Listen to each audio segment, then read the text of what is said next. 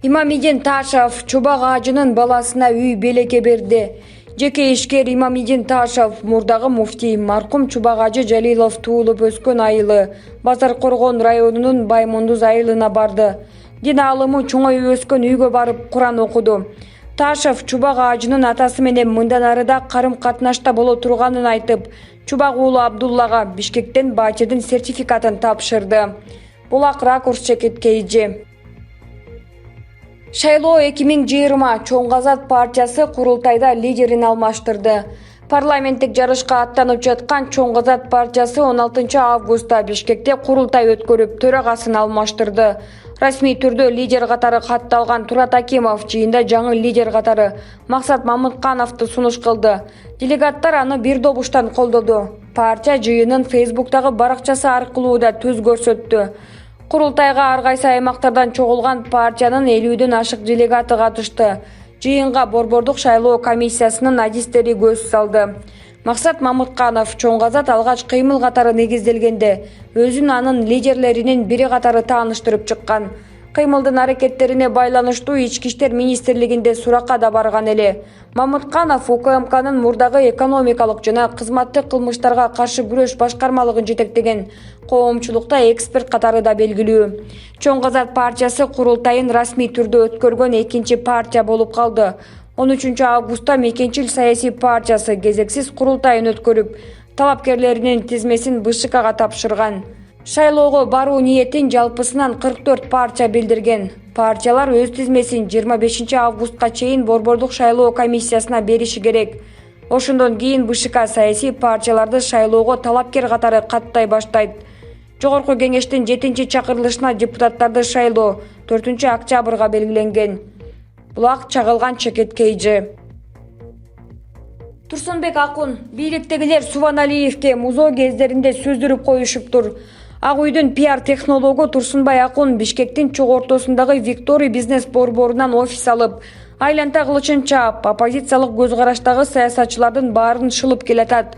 Бизге байланышка чыгып, мурдагы ички иштер министри генерал Өмүрбек Субаналиевдин бүтүн Кыргызстан партиясы менен парламенттик шайлоого аттанганына туталанды. Бирок катуу кеткен жок. Комиссар Катаня гана мындай эрдикти жасай аларын кошумчалады. Коопсуздук кеңешинде орун басар болуп отурган Өмүрбек Субаналиев кызматын тапшырбай туруп, президенттин элдешки дусманы Адахан Мадумаров менен биригип кеткени кандай? Эми Соке досума болушам да, бийликтегилердин баары Катаниден коркуп калышыптыр. Мына бири да үн чыгарып сын пикир айтканга жарашкан жок. Музоо кездеринде сүздүрүп коюшканго. Бирок мен жакында сындайм, моралдык кодексти айтам. Коопсуздук кеңешинен кетип туруп, бүтүн Кыргызстанга кошула бербейби? Ооба, бир чети кызматын тапшырбаса деле мыйзам жол берет экен. Ал ушул жагына басым кылып, атайын принципалдуу туруп атканын карабайсыңарбы?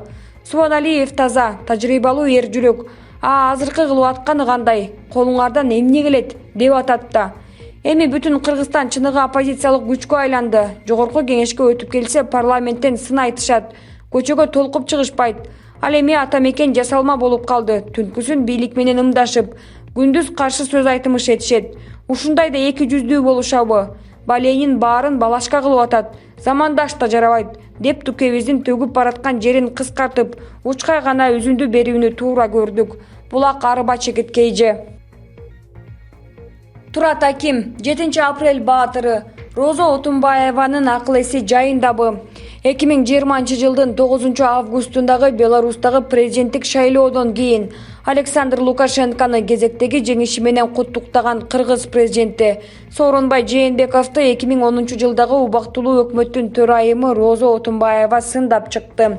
Мен муну биздин революцияга түкүргөндөй эле кабыл алдым. 2010 жылы болгон окуяга чыккынчылык кадам катары баалайт элем. 2010 жылы эмне болгонун ушундай деңгээлге чейин унутушту. 7 апрель сайын революцияны жасагандар эмне дээр экен? Булар ким экен деп сынап жатышкандарды угуп эле атабыз. Ушул революциялар бизди артка кетирди дегендерди да угуп жүрөбүз. Кыргызстандын дүйнөдөгү азыркы орду башка республикаларга салыштырмалуу такыр башка мамлекет болуп жатканы биздин жетишкендигибиз. Биз ошол революцияны жасаганыбызга өкүнбөйбүз. Революция туура болгонун дагы бир жолу так даана айтып коет элем деп билдирди 10 августта Роза Отунбаева.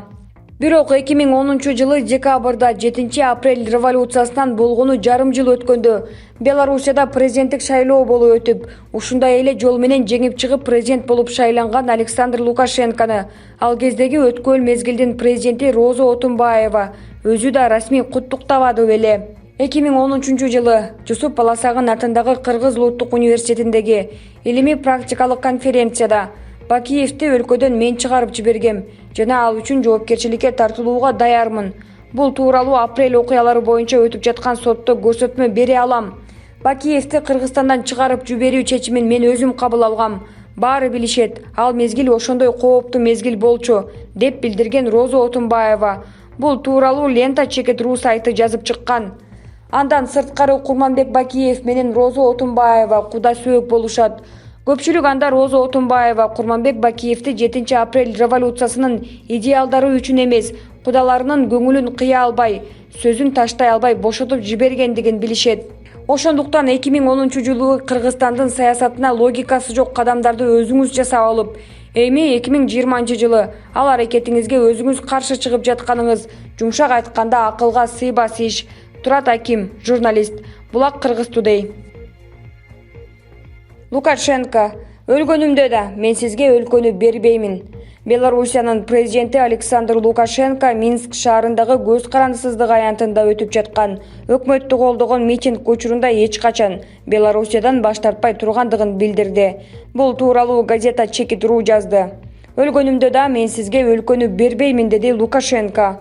Ал ошондой эле Белоруссиянын бардык регионундагы жактоочуларына Минск шаарындагы митингге келгени үчүн ыраазычылыгын билдирди.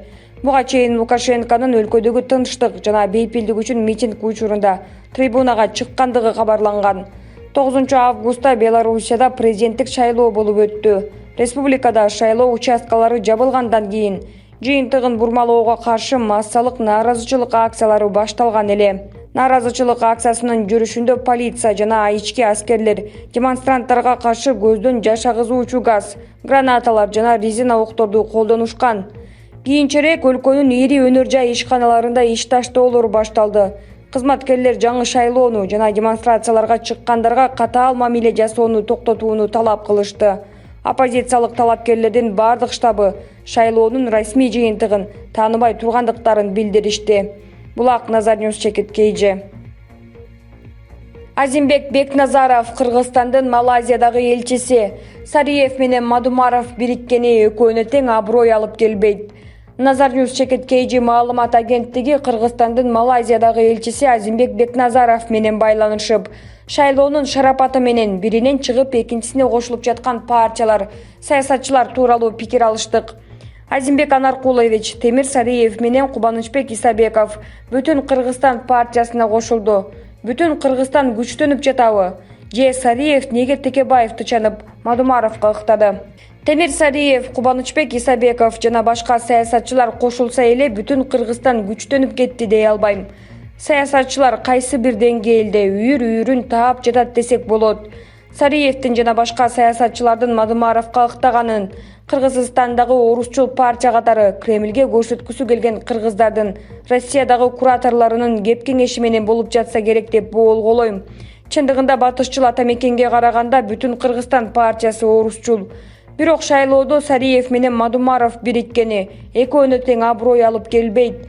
Себеби Мадумаровдун апрель инкылабы, анын баатырлары, убактылуу өкмөт жөнүндө айткандары, ошол эле сокулуктук революционерлердин, акшумкарчылардын эсинде. Андан көрө Сариев ата мекенде эле калса болмок. Себеби бул жолку шайлоодо орус-кыргыздар Бүтүн Кыргызстанга караганда бир болго жана замандашка көбүрөөк добуш бериши ыктымал. Негизи Кыргызстанда оппозиция барбы? Кыргызстанда көп жылдардан бери топтолгон проблемаларды жоюу үчүн бирдиктүү иш программага бириккен идеялаштардын системдүү бирикмеси катары бириккен оппозиция жок.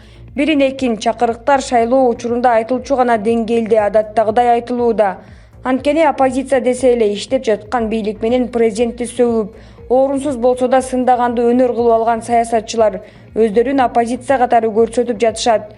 Бирок өлкөдөгү азыркы чек ара проблемалары коррупция, шайлоо системасы, үй бүлөлүк партия түзүү, парламент өкмөт түзүү, бийликтин мыйзамсыз бирок де-факто президенттин колунда калышын азыркы президент бүгүн эле жараткандай оозу мурдук иш айбай баарын Жээнбековго төңкөрүп жаткандар ушул системаны кечээ башка президенттин үй бүлөсү менен өзү курганын айткысы, мойнуна алгысы да келбейт. Ошон үчүн эл оппозицияга да, бийликке да ишенбей, жалаң жаңылар келсин деп жатканы ушунда.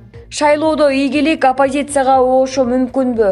Шайлоодо ийгилик бийлик түзгөн, колдоп жаткан партияларда болушу көбүрөөк чындыкка жакын. Эмне дегенде жогоруда айткандай, конкреттүү, бирдиктүү идеялык программага бириккен оппозиция жок. Оппозициямын дегендердин кадыр-баркы бийликтикинен жогору эмес. Айрым социалдык тармактардагы мактоо көрсөткүчтөр, ар кимдин өзүнө ылайыктап түзүп жаткан чакырык рекламалары.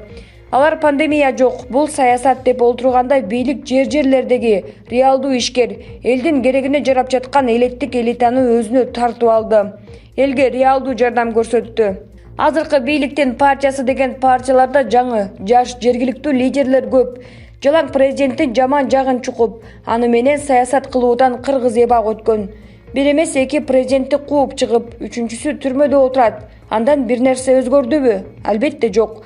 Демек мамлекеттин саясий системасын кардиналдуу өзгөртүү, саясаттын чордонуу болуу керек. Аны айткан жаңы күчтөр да жок. Эскилеринин айрымдары үй бүлөлүк парламент пайда болгон. 2007 жылдан бери депутат болушту. Реформа жасады, шайлоо системасын өзгөртүү маселесин көтөрмөк түгүл. 2010 жылкы конституцияны бузуп, Атамбаев үй бүлөлүк башкарууну кайра калыбына келтиргенге кызмат кылышып, чоң салым кошушту. Албетте, шайлоо алдында партия терисин алмаштыруу. Шайлоо учурунда оппозиция, парламентке келгенде президенттик коалицияда болуу өнөкөт көрүнүш. Өмүрбек Текебаев бийликчилда, оппозициячылда партиялар өз ара биригип, чоң күчкө айлангыча ортодо байлыгы да, бийлиги да жок эл деген партиялар өтүп кетиши мүмкүн. Ушундай болушун каалагам, деди го. Текебаев эмнени кааларын мен уккан эмесмин. Ал 2007 жылы Бакиевчилер түзгөн азыркы шайлоо системасын Ак жолдун ордуна келем деген үмүт менен сактап жүргөнүн билем. Бул шайлоо системасы өзгөрмөлүйүнчө илгерки мугалим Текебаевга окшогон элдик депутаттарга эч качан парламенттен орун тийбесин да билем. Эгерде бардык саясий партиялар менчик болгон соң депутаттарды тандоо, тизмеге киргизүү акчасыз болбошун да билем. Азыркы система боюнча акчасы жок партия шайлоого катышмак тургай түзүлө албашын да билем. Эгерде түзүлсө, ал революциялык гана партия болушу мүмкүн. Албетте, парламентке тажрыйбалуу таза депутаттар абадай керек.